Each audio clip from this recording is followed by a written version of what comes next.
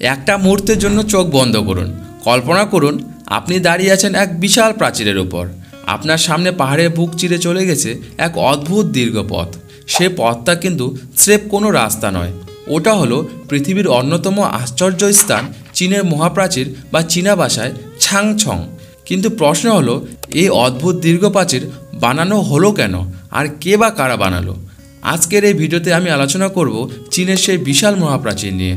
আর যদি আমার আগের পাখিদের আত্মহত্যা জাতিঙ্গা গ্রামের রহস্যময় ভিডিওটি না দেখে থাকো তাহলে একবার ঘুরে আসতে পারো। নমস্কার, আমি মৃত্যুঞ্জয়, আর তোমরা এই মুহূর্তে আছো আমার এই একটু জানি চ্যানেলে। হাজার বছরের পুরনো এক দেশে যেখানে সভ্যতা গড়ে উঠেছিল নদীর কোল ঘেঁষে, যেখানে কৃষিজমি ছিল উর্বর আর মানুষ ছিল পরিশ্রমী, আর সেই দেশেই হলো প্রাচীন চীন। আজ আমরা যাকে চীনের মহাপ্রাচীর বলে জানি, সেই বিস্ময়কর স্থাপনটির গল্প শুরু হয়েছিল হাজার হাজার বছর আগে। তখন চীন একাবদ্ধ ছিল না, অসংখ্য ছোট ছোট রাজ্যে বিভক্ত ছিল দেশটা। প্রতিটি রাজ্যে ছিল আলাদা শাসক, আলাদা আইন আর আলাদা সৈন্যবাহিনী। কিন্তু তাদের একটাই সাধারণ সমস্যা ছিল, উত্তর চীনের উপজাতি মাংলো ও হুন যাযাবর জাতি। এরা ছিল অদম্য, ভয়ঙ্কর আর যুদ্ধ কৌশলী। হঠাৎ করে ঘোড়সওয়ারি বাহিনী নিয়ে নেমে আসতো এই আক্রমণকারীরা। গ্রামের ঘরবাড়ি পুড়িয়ে দিত, মানুষ হত্যা করত, গবাদি পশু নিয়ে চলে যেত। কৃষকেরা, সাধারণ মানুষেরা প্রতিনিয়ত আতঙ্কে জীবন কাটাতো। এই ভয়ঙ্কর অবস্থা থেকে বাঁচতে রাজারা প্রথমে ছোট ছোট প্রাচীর বানাতে শুরু করলো। কেউ পাহাড়ি ঢালে কাঠের বেড়া তুলল, কেউ আবার মাটি চাপা দিয়ে বানালো কাঁচা দেওয়াল। কিন্তু এগুলো টেকসই ছিল না, খুব দ্রুত ভেঙে যেত। তবুও মানুষ চেষ্টা থামায়নি। প্রতিটি আক্রমণের পর নতুন করে প্রাচীর বানানো হতো। কিন্তু এর মধ্যে এলেন এক অসাধারণ সাহসী সম্রাট, কিন শি হুয়াং। তিনি ছিলেন চীনের ইতিহাসের প্রথম সম্রাট, যিনি 15টি রাজ্যকে জোর করে একত্রিত করে দিলেন। সেই থেকে শুরু হলো এক বিশাল সাম্রাজ্যের যাত্রা। তবে একত্রিত সাম্রাজ্য মানে আরও বড় দায়িত্ব। তিনি বুঝলেন, যদি উত্তরে যাযাবররা একযোগে আক্রমণ চালায় তবে পুরো সাম্রাজ্য ভেঙে পড়বে। তখনই কিন শি হুয়াংয়ের মাথায় এলো এক ভয়ঙ্কর কঠিন পরিকল্পনা।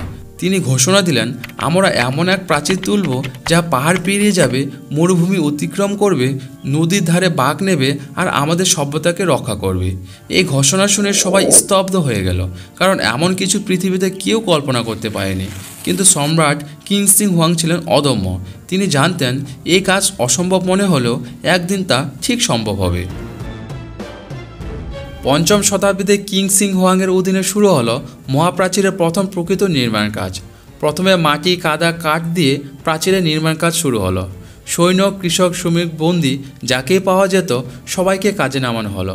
গরম রোদে, তীব্র শীতে, ঝড় বৃষ্টির ভেতরেও কাজ থামেনি। প্রতিটি মানুষ জানতো এটা শুধু প্রাচীর নয়, তাদের বেঁচে থাকার সংগ্রাম। কিন্তু এই সংগ্রাম ছিল রক্ত আর অশ্রুতে ভরা। 10 লাখেরও বেশি শ্রমিক এই মহাপ্রাচীরে কাজ করত। তার মধ্যে 4 লাখেরও মতো শ্রমিক নির্মাণ কাজে প্রাণ হারায়। কেউ ক্লান্তিতে মাটিতে লুটিয়ে পড়ে, কেউ রোগ আক্রান্ত হয়ে মারা গেল, আবার কেউ দুর্ঘটনা চাপা পড়ল পাথরের নিচে। যাদের মৃত্যু হতো তাদের অনেকে প্রাচীরের ভেতরে চাপা দিয়ে দেওয়া হতো। তাই অনেকে মহাপ্রাচীরকে বলে পৃথিবীর সবচেয়ে দীর্ঘ কবরস্থান।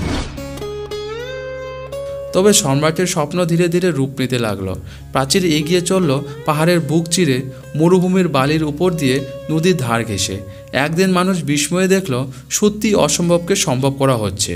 শুরুতে প্রাচীর বানানো হয়েছিল মাটি, কাদা আর কাঠ দিয়ে, কিন্তু সময়ের সাথে সাথে এইগুলো ভেঙে পড়তে লাগলো। তখন বুদ্ধি খাটিয়ে পাথর, ইট, চুন আর চালের গুঁড়োর ব্যবহার শুরু হলো। পাহাড়ি অঞ্চলে পাথরের দেওয়াল, সমতলে ইটের দেওয়াল, এভাবে প্রতিটি স্থানের ভৌগোলিক অবস্থানের সঙ্গে মানিয়ে নেওয়া হলো নির্মাণের ধরন। প্রাচীর যত বড় হতে লাগলো ততই বাড়তে লাগলো তার মহাত্মা। মানুষ বুঝতে পারল এটা শুধু শত্রুর হাত থেকে রক্ষার দেওয়াল নয়, এটা তাদের ঐক্যের প্রতীক। শত্রুরা দূর থেকে এ প্রাচীর দেখে ভয় পেত। তাদের মনে হতো এত বড় দেওয়াল ভেদ করা সম্ভব নয়। আজকে জরিপ অনুযায়ী এ মহাপ্রাচীরটি উত্তরে 15টি অঞ্চল নিয়ে নির্মাণ কাজ করা শুরু হয়েছিল। মহাপ্রাচীরের মোট দৈর্ঘ্য প্রায় 21,196 কিলোমিটার এবং এর গড় উচ্চতা ছিল 20 ফুট থেকে কোনো স্থানে 40 ফুট পর্যন্ত, যা বিষুবরেখার দৈর্ঘ্যের অর্ধেকের বেশি। এত লম্বা যে যদি সোজা করে টেনে রাখা হয় তবে পৃথিবীর এক প্রান্ত থেকে আরেক প্রান্তে পৌঁছে যাবে। দেওয়ালটির উপরে এতটাই চওড়া ছিল যে একসাথে 10টি ঘোড়া প্রাচীরের উপরে হেঁটে যেতে পারবে। সাংসাই থেকে শুরু করে লোপনুরে শেষ হয়েছে এ মহাপ্রাচীর। এ মহাপ্রাচীরে বিশেষ করে নির্মাণ করা হয়েছিল মাংলো বা হুন উপজাতিদের হাত থেকে রক্ষা পাওয়ার জন্য। ভাবুন তো, কত মানুষের পরিশ্রম, কত বছরের ত্যাগ, কত রক্ত আর অশ্রু জমে তৈরি হয়েছে এই এক দেওয়াল। কথিত আছে এ দেওয়ালটি তৈরি করতে প্রায় 2000 বছর লেগেছে শ্রমিকদের। এক এক রাজবংশের হাতে এটি নতুন রূপ পেয়েছে। কারোর সময়ের নতুন অংশ যোগ হয়েছে, কারোর সময়ের পুরনো অংশ মেরামত হয়েছে। বিশেষ করে মিং রাজবংশের সময়ে প্রাচীর সবচেয়ে মজবুতভাবে নির্মাণ হয়েছিল। আজ আমরা যেটা দেখি তার বড় অংশই মিং রাজবংশের সৃষ্টি। এক কথায় বলতে গেলে এই মহাপ্রাচীরটি প্রথম নির্মাণ কাজ শুরু করেন কিং সি হুয়াং আর নির্মাণ কাজ শেষ করেন মিং রাজবংশ। এ মহাপ্রাচীরের উপরে 25,000-এর মতো ওয়াচ টাওয়ার নির্মাণ করা হয়েছিল, কারণ দূর থেকে শত্রুদের আক্রমণ দেখার জন্য আর শত্রু দেখতে পেলে ওয়াচ টাওয়ারের উপর থেকে আগুন কিংবা ধোঁয়ার সংকেত দিত সৈনিকরা। কিন্তু মহাপ্রাচীর নিয়ে সবসময় একটা কৌতূহল থাকে, এটা কি মহাকাশ থেকে দেখা যায়? বহু বছর ধরে মানুষ বিশ্বাস করে এসেছে যে পৃথিবীর একমাত্র স্থাপন যা মহাকাশ থেকে দেখা যায় তা হলো মহাপ্রাচীর। কিন্তু বিজ্ঞানীরা বলেন আসলে খালি চোখে এটি মহাকাশ থেকে দেখা যায় না, কারণ এটি খুব সরু আর আশেপাশে প্রকৃতির রঙের সাথে মিশে যায়। তবে স্যাটেলাইটের ছবি বা বিশেষ যন্ত্র দিয়ে অবশ্যই এটি ধরা পড়ে। আজ মহাপ্রাচীর পুরোপুরি অক্ষত নেই। সময়, ঝড়, বৃষ্টি, যুদ্ধ আর মানুষের অবহেলায় অনেক অংশ ভেঙে পড়েছে। ধারণা করা হয় প্রায় 1/3 প্রাচীর আর আজ নেই। তবুও যা বাকি আছে তাই পৃথিবীর অন্যতম বিস্ময়ক। বেইজিংয়ের কাছে বাদালিং, মুতিয়ানিউ কিংবা জিনসাংলিংয়ের অংশগুলো পর্যটকদের কাছে সবচেয়ে জনপ্রিয়। প্রতিদিন হাজার হাজার মানুষ সেখানে গিয়ে দাঁড়ায়, দেওয়ালের উপরে হাঁটে আর বিস্ময়ে তাকিয়ে থাকে দূর দূরান্তে চলে যাওয়া এই অন্তহীন প্রাচীরের দিকে। মহাপ্রাচীর কেবল যুদ্ধের জন্য নয়, চীনের সংস্কৃতি অংশ হিসেবে গুরুত্বপূর্ণ ছিল।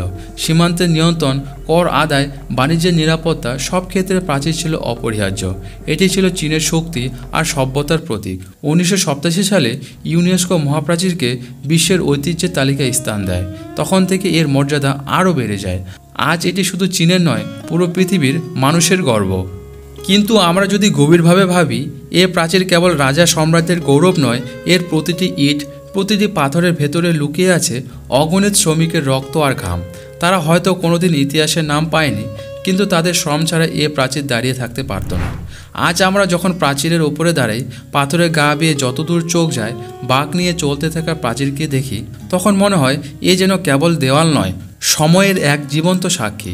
এটি আমাদের শেখায় মানুষ যখন স্বপ্ন দেখে আর একসাথে কাজ করে তখন অসম্ভবও সম্ভব হয়। গ্রেট ওয়াল শুধু চীনের ইতিহাস নয়, এটি মানব ইতিহাসের প্রতীক। এটি আমাদের মনে করিয়ে দেয় মানুষ যতই কষ্টে পাক, যতই বাধা আসুক, তার ইচ্ছাশক্তি আর একতা থাকলে সে পৃথিবীর সবচেয়ে বড় বিস্ময়কেও সৃষ্টি করতে পারে। তো বন্ধুরা, তোমাদের কেমন লাগলো আজকের এই চীনের মহাপ্রাচীরের ভিডিওটা? ইতিহাসের এই বিশাল বিস্ময়টা সত্যি কি অবাক করার মতো নয়? আপনাদের মতামত অবশ্যই কমেন্টে জানাবেন। আর যদি ভিডিওটি ভালো লেগে থাকে তাহলে একটা লাইক দিতে ভুলো না। বন্ধুদের সাথে শেয়ার করে দিও। আর নতুন নতুন ভিডিও দেখতে চাইলে চ্যানেলটাকে সাবস্ক্রাইব করে পাশে থেকো। আমি মৃত্যুঞ্জয়, দেখা হবে পরের ভিডিওতে। ততদিন ভালো থেকো, সুস্থ থেকো, জ্ঞান বাড়াও আর ইতিহাস জানো।